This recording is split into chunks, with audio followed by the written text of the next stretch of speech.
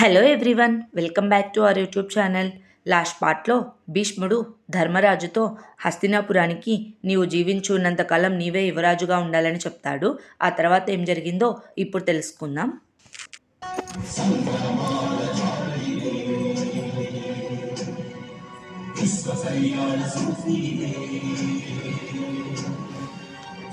ధర్మము ఆర్యనందము సత్యమ సత్యము సాధనరంగము జాత్యంకార పర్యవసానము శక్తిదే భక్తిదే జీవన్ ముక్తికి మార్గమిదే పంచమ వేద సారం మహాభారతం కృష్ణుడు చూపిన లీల ఇది జీవన వేద మార్గమిది గీత జనించిన క్షేత్రమే మహాభారతం. దుర్యోధనుడు దుశ్శాసనుడు తను వేసిన పథకం గురించి మాట్లాడుకుంటూ ఉండగా అప్పుడే శకుని అక్కడికి వచ్చి మనం వేసిన పథకం విజయవంతం సాధించింది, ఖచ్చితంగా పాండవులు వారణావతనం వెళ్ళడానికి ఆ కుంతీదేవి ఒప్పుకుంటుంది అని చెప్తాడు.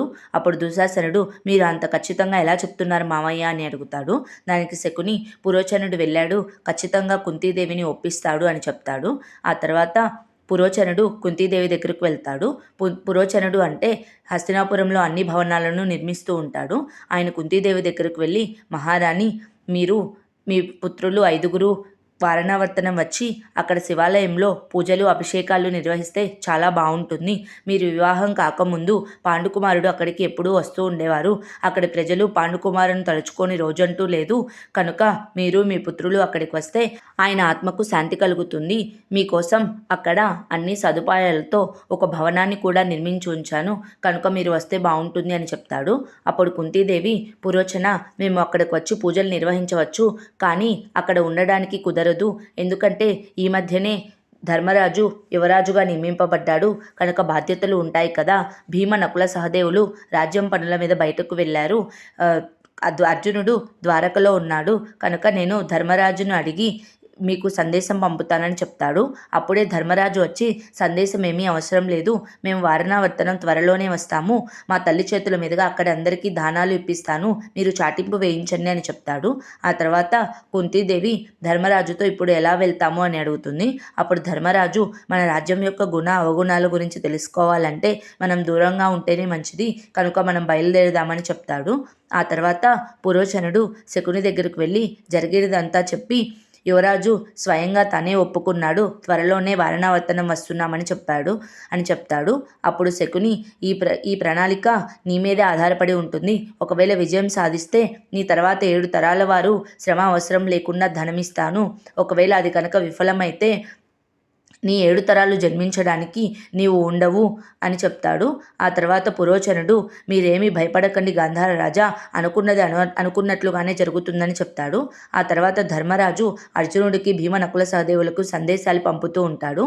అప్పుడే విదురుడు అక్కడికి వచ్చి యుధిష్ఠిరా, నీవు వారణావర్తనం ప్రయాణం గురించి మరలా ఆలోచిస్తానని చెప్పావు కదా, ఏమని నిర్ణయించుకున్నావు అని అడుగుతాడు.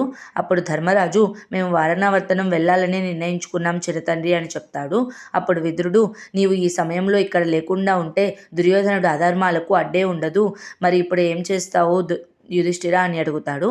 అప్పుడు ధర్మరాజు నేను ఇక్కడ ఉంటే దుర్యోధనుడు రోజు ఏదో ఒక అధర్మం సృష్టిస్తూనే ఉంటాడు, కనుక నేను దూరంగా ఉండడమే మంచిదని అనుకుంటున్నాను అని చెప్తాడు.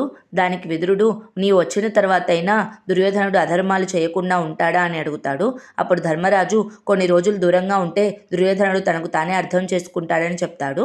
ఆ తర్వాత విదురుడు నాకెందుకో మీ ప్రయాణం మంచిది కాదని అనిపిస్తుంది.